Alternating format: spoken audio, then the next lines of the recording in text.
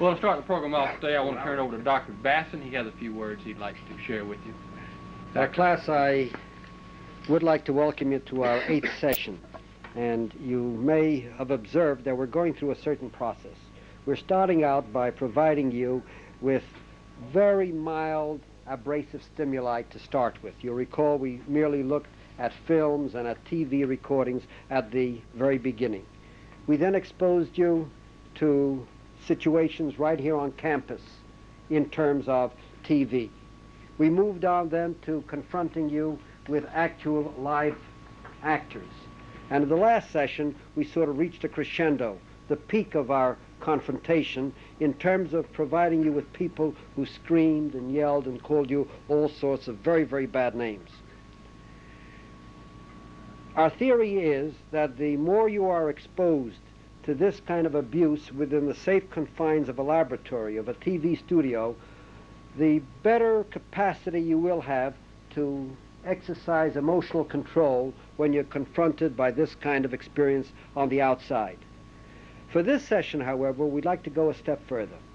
We'd like for you to experience what it means to be screaming at someone else whom you outwardly hate and detest and want to feel very badly.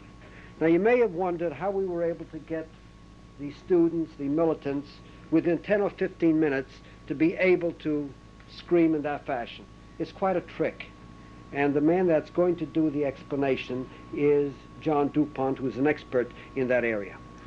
In the meantime, however, we want the students to take your part. And the way we're going to do that is by a process called role reversal, which means that it is possible for people, at least for a short period, to imagine how somebody else thinks and acts.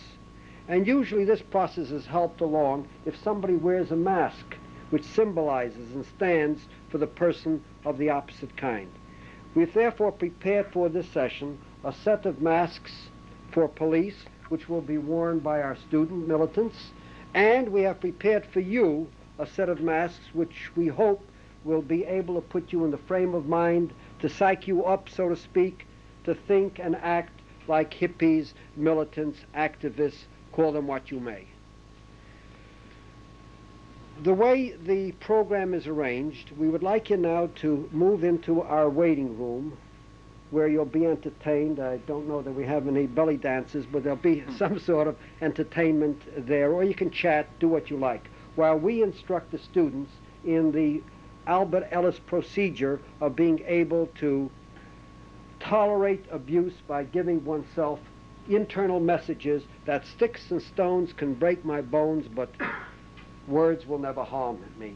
This is what we're going to instruct them, because it was puzzling to them that although they anticipated they would be able to make you wild and lose control and start hitting them, you didn't do it. We're now going to explain to them how it was possible for you to tolerate verbal abuse without losing control, and at the same time, when you come back, rather, we will then instruct you how it's possible for somebody to work himself into a state of near hysteria in a matter of 10 or 15 minutes. Okay, gentlemen, if you'll now move into the waiting room, give us 10 minutes, and don't be too alarmed by the noise you hear out here.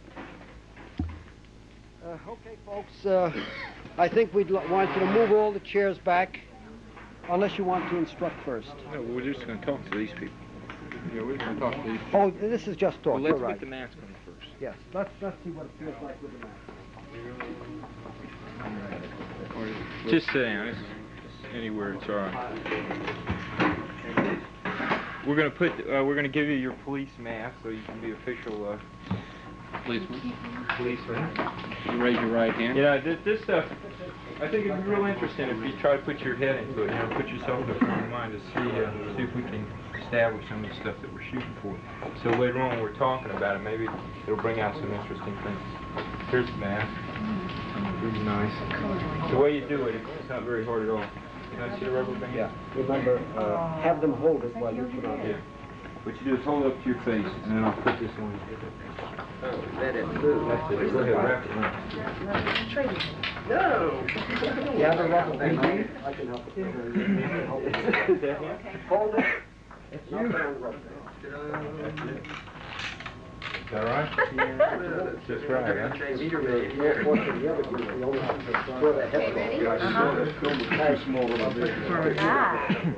you want to.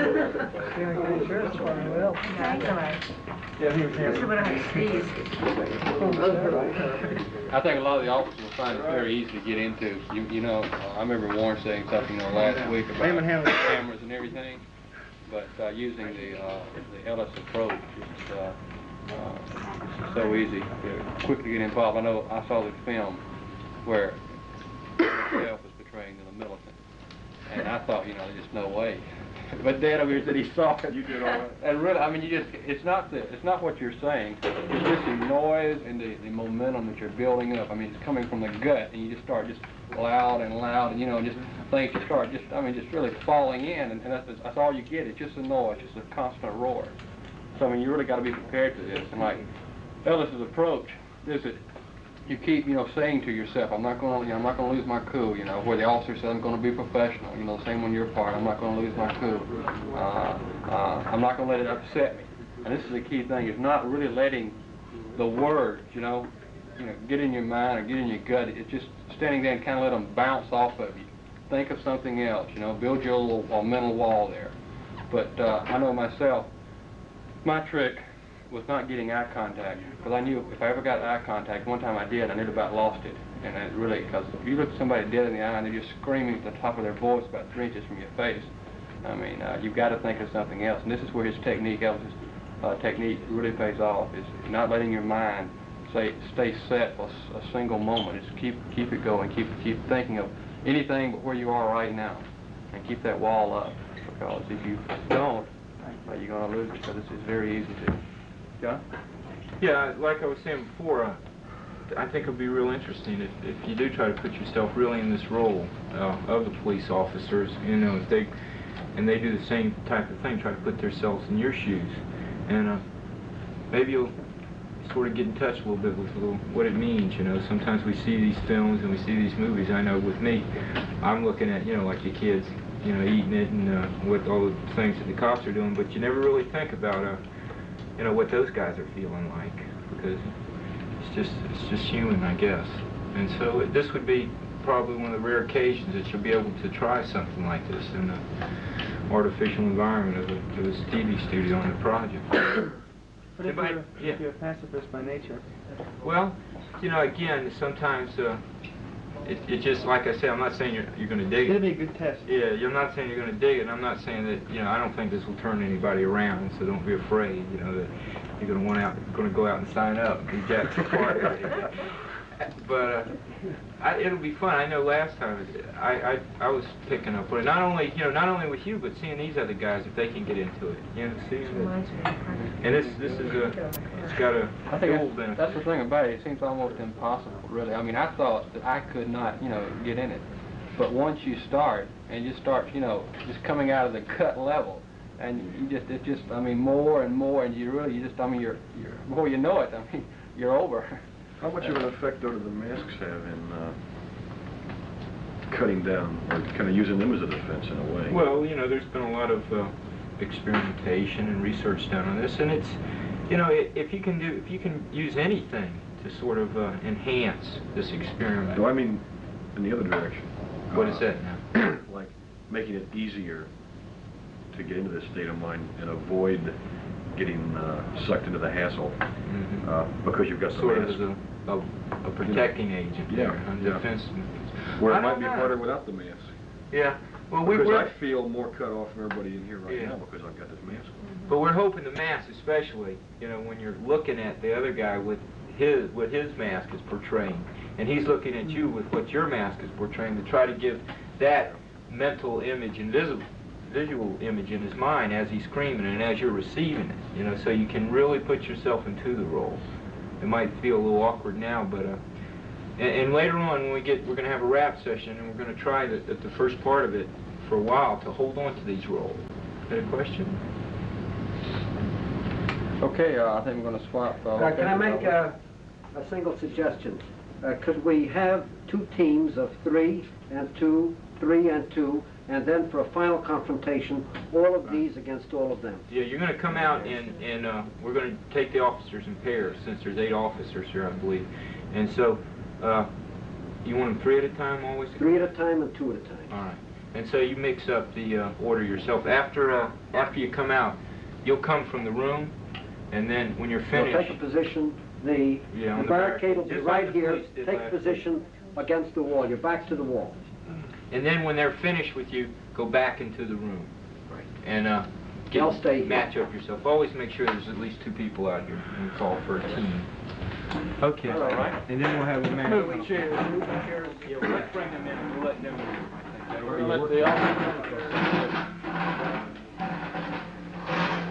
you want them sitting or standing? Yeah, let's bring them in. Yes.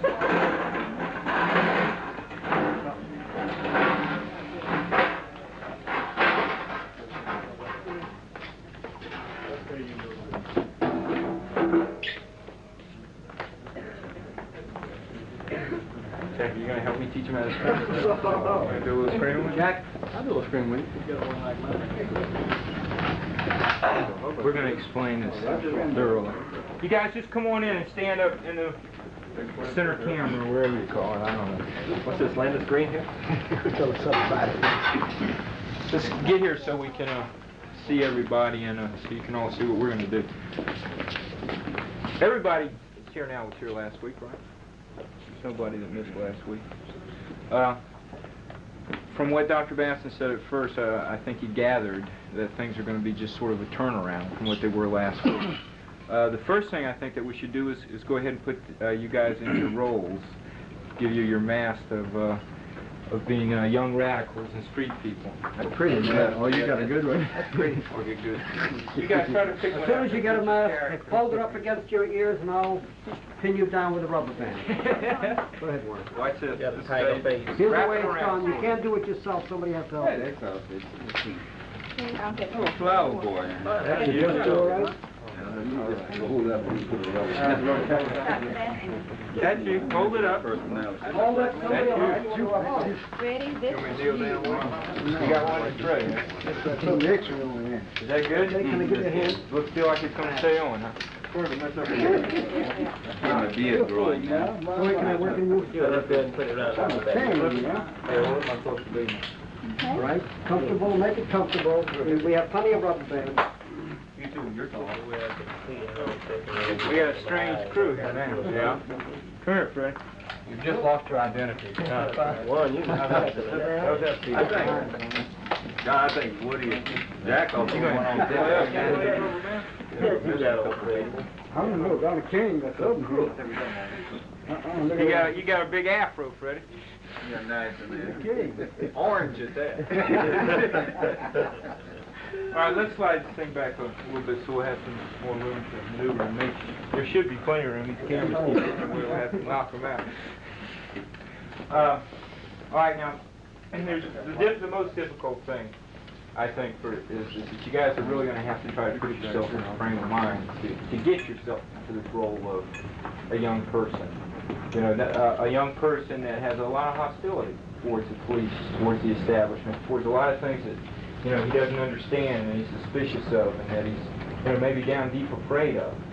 And so he doesn't know any other way to handle it except with violence, except with hostility. He doesn't, you know, he's never had the opportunity that a lot of the kids that have been coming in here have had to sit down and talk with police officers and see that, you know, they're the same people. The only time they've ever encountered them is in the wrong type of way. And a very pitiful thing is that a lot of times kids have never really encountered police. You know, it's just through the way everybody else feels and what seems to be, you know, the end thing to do. And these feelings grow and these attitudes grow. And they're real. I'm not saying they're right, but they're certainly real, just like everybody's got a lot of attitudes that, you know, that are maybe not rational, maybe shouldn't be, but then again, they're still as much of a force over you as anybody else. So I'm recommending very strongly that you try to think, you know, about what these type of people might be thinking, you know, in a situation like this, just for the case of the next next few minutes, the next 30 about. And I think it'll be very interesting, you know, perhaps rewarding, that just so you'll be able to have this experience one time in your life, and maybe it'll help you out later on if you ever run across this type of thing. All right, we're gonna offer a little help, you know, so you guys can achieve what I've been talking about so far as feeling this hostility. First, like I say, it's all in your head. You have to put yourself in a frame of mind. I can offer suggestions, especially with this hostility, to try to think of maybe the last incident, maybe it happened an hour ago or a week ago, that you really felt angry for some reason. Maybe. You know, like I was mentioning, different types of situations, but for some reason or another, you just couldn't express it because you didn't feel like it was right or the situation was right. And so, I want you to try to remember that. If not that, you know, some other thing, maybe that happened to you a long time ago, that really made you angry, you know, and that you never got a chance to say anything about. And as you, like, I use the word get in touch with this type of feeling. You try to bring in your mind, bring yourself right back there. Remember everything that happened. Remember, you know, what was said and what you said and what was did and everything else. And as you think about this, you begin to repeat over and over, like you might have noticed some of these people were doing last week, some word or some series of words, you know, that express this type of feeling. You know, it might be anything from you motherfucker or to whatever you would like to say, you know, that really expresses your true feeling of anger. And you start out just by saying something. You're probably not going to be feeling anything at all by then, but you repeat it. You don't stop. This is the very important point. You repeat. You just keep saying something. And every time you say it a little bit more louder, you say it a little louder, you say it a little louder, until finally you're like screaming. You're screaming as loud and as hard as you can, and you're really trying to scream. And it's really trying to get it from your gut, so to speak. Not just from your voice, not just like acting or anything. Start off acting, but keep pushing yourself, keep pushing yourself. I guess the best way for you guys to see how this thing is done is for me to demonstrate it. I don't know if Jack wants to help me or not. You don't have to if you don't want to. I'll try. All right, but like I say, you have to try to put yourself in a frame of mind. You have to try to, it's easy for me, like I say every time, I just remember one thing that happened to me a long time ago. And it really made me mad. And I remember that whenever I want to get in touch with hostility. And you think about it, and you just start saying something, and you just say it slowly, but every time you say it loud. You motherfucker. Son of a bitch. Mother like this fucker! God damn you, son of a bitch! You motherfucking son of a white bastard! Motherfucker! Damn you, bitch and God! Bastard, you white mother! Bitch! Damn you, motherfucker! Beat the shit out of you! Don't you the shit out of you! Fucking bastard! Damn you! Motherfucker! You son of a bitch! Damn you! Get the fuck out of here! You bastard! See, it's not, you know, like just when I was doing it, I don't know how Jack felt, but That green face does it. you can do it. You see, I mean, even though you think, wow, you know, what am I doing? Just make yourself do it one more time. So I'll yell one more time. And yell. Just, you don't even have to say nothing. You saw how I was yelling. Just yell.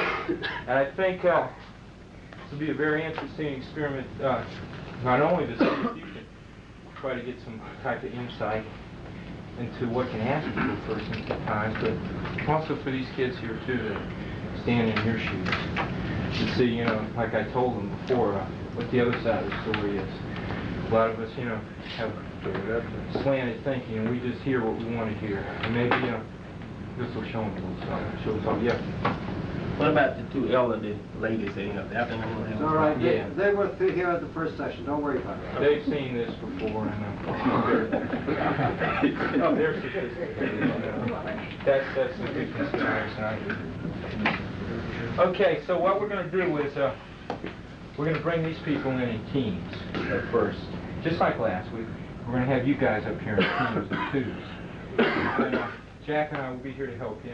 And just try to really get it from way down deep. If you do that, like I tell everybody, I've seen people scream like that for like 20, 30, 45 minutes till like they passed out from lack of oxygen. They got up and the next day they weren't even hoarse because it was coming from way down deep, never touching their throat. Just coming right from their belly, so to speak. And it's amazing. So let's see what we can do. We'll have you guys over here, right? Let me explain about the ladies upstairs. One of them is my wife. She knows Dr. Casriel. She's seen him go through this whole operation. The other one is my sister-in-law, who also has seen Dr. Casriel go through this entire operation. So please feel no compunction about letting go anything you have in terms of internal contact. They do, we can walk out. No. All right, let's do that. Try to keep everything in mind because it's going to be important. Well, we'll just hold it. All right, can we have 2 officers up here? I mean, 2, what am I saying? 2 hippies? 2 radicals, 2 hippies over here. Go on, babe. All right. Come on. You 2 guys. Now, remember something you hate. Ladies, forgive me. Come on. Just think of something you hate. Now, you know, last time you got your ass chewed out or something, You wouldn't be laughing if you were mad. Something to think about. We're going to help you guys. I'm going to get up here and yell right in your ear and help you out. Bring them in. I don't need no help. Where are you, Phil?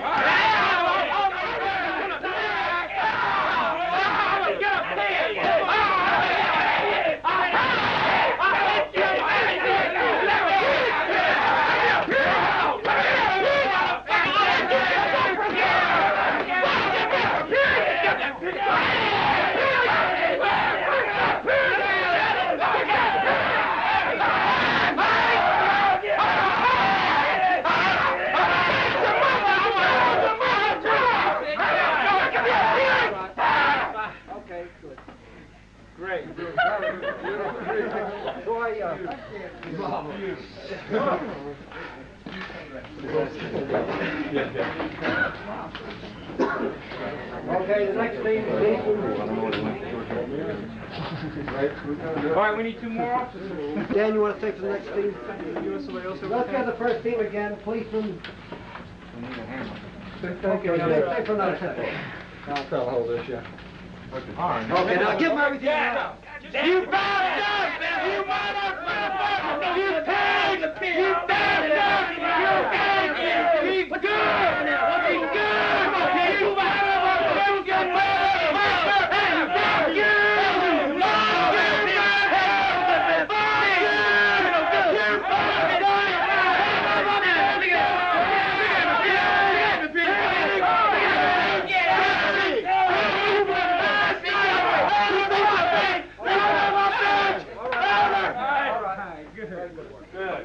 Very good.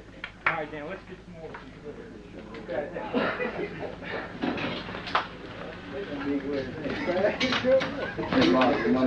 All right, who wants to go next? The militant.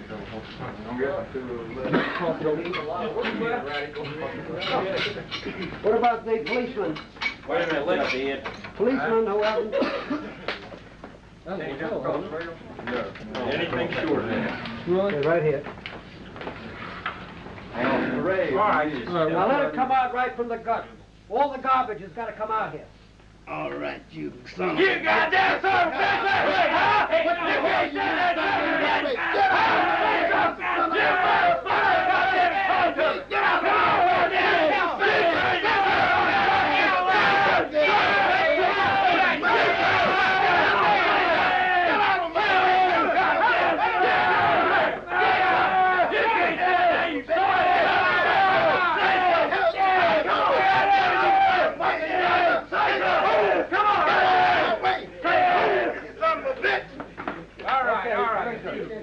Very good. All right, has everybody got a chance to go and Everybody pee? had a chance. Hold on to your mask. Hold Keep on on to your your mask. mask. Don't take them off. Leave them on until we take your turn. All right, will you each grab a chair and make a large circle for a rap session? Everybody have a chance? What you're gonna do all Police on the floor, the police on the floor, and the students sitting in chairs. Have a group deal, all on one side, all on the other. Oh, yeah.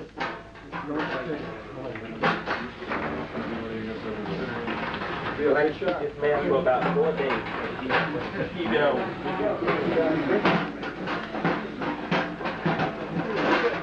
John?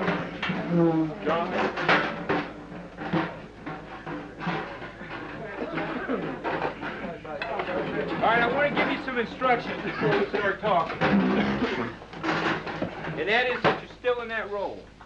Whatever you know, if you have the mask of an officer on, you're an officer. If you have the mask of a hippie on, that's what you're supposed to talk and think. The way you would project, the way you think. And you can be, even if you want to be funny and ridicule, you can do that. But I think it's going to be, let's see how this works. And we'll talk in this for a little while and see if we can work it out. Oh, have a seat. Let's hear from some of the so-called police. How do y'all feel about it? People with a police mask on. Just at the point of where even though you're out of it, you're concentrating on something else, which I was doing. It kind of begins to get to you, and you switch, and then you've got control of yourself again. Have you any problem with eye contact? I don't, no. Only with the fist to my face, that's all. Yeah, the fist came off the clothes. The only time I had a problem Long was arm. I got my mask hit 2 or 3 times. Yeah. Was it sort of unnerving or some strange sense from, you know, you're screaming, you're hollering, and you're sitting and you're looking at people who are not doing anything. They're just standing there, just staring ahead, you know, knowing that that's what all they're going to do unless something else happens. But didn't that seem unusual? Here, the state you're in, and you're looking at the state that guy's in. Did anybody notice anything like that? Yeah, the contrast does make you think quite a bit. What am I doing? You know, and why am I doing it? You've got to really be dedicated towards what you're doing. You seem to impress upon me. You've got to really have a cause to, because it is such a sharp contrast. The more people there, like the ones that were helping us out with a few extra words or nudging us a little bit, you find that you can say a lot more and go a lot further because there's others there and they're doing it and increasing the tempo, and you can get wrapped up in it. Crowd hysteria. Yeah, you can get wrapped up in the tempo of it without realizing you've gotten that far very easily.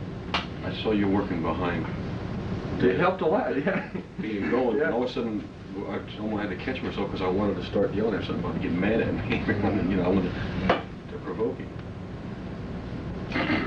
Which I imagine a police officer could feel at times too, you know, talking with the people in the role of police. I bet you this is something for us, you know, for you to think about, that maybe the officers standing behind that barricade, you know, maybe it's not right, but maybe at times they do feel like just saying, I'd like to even provoke him more. I'd like to even push him a little bit harder, you know. John, I wonder if I can ask the people that went through the screaming experience to think about your capacity to tolerate pain at the moment when you're at the height of the hysteria of being in a group and screaming all these expressions. What has been found, and this has been difficult to explain, is that if the police make a provocative move at the point of confrontation with a crowd that is at this hysterical state, the crowd suddenly seems to develop enormous strength to almost literally tear an officer apart. The only resort in this kind of emergency, apparently, is to hold on to one's feelings and not to let go. If you can think about your feelings at that moment, if somebody had struck you across the shoulder with a club, you wouldn't have felt it. This is the way the human organism operates. When it's at that height of excitement, nothing you do would, as a policeman, would do anything but provoke the crowd to the wildest kind of behavior. The point we're trying to make, and we hope you're experiencing, is that in this kind of situation, there is no better answer than to either be stationary, just look the situation over, giving yourself those particular cues and tricks we've been trying to teach about saying it's only sound, it's only words, it doesn't mean anything. Because the first move you make can bring disaster. Observation of demonstration after demonstration has illustrated that point. When a crowd is at a point of hysteria, they don't feel the kind of normal pain that you can use in a one-to-one relationship.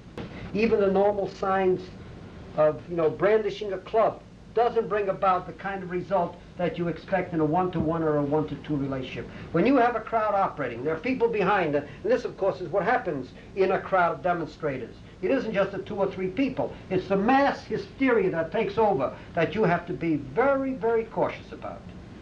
The only thing that can be done, I'm afraid, is just to be stony, absolute stony in this kind of situation. Cold water, of course, has a damping effect. But short of that, you're taking a terrible, terrible chance if you forget the suggestions we're making here.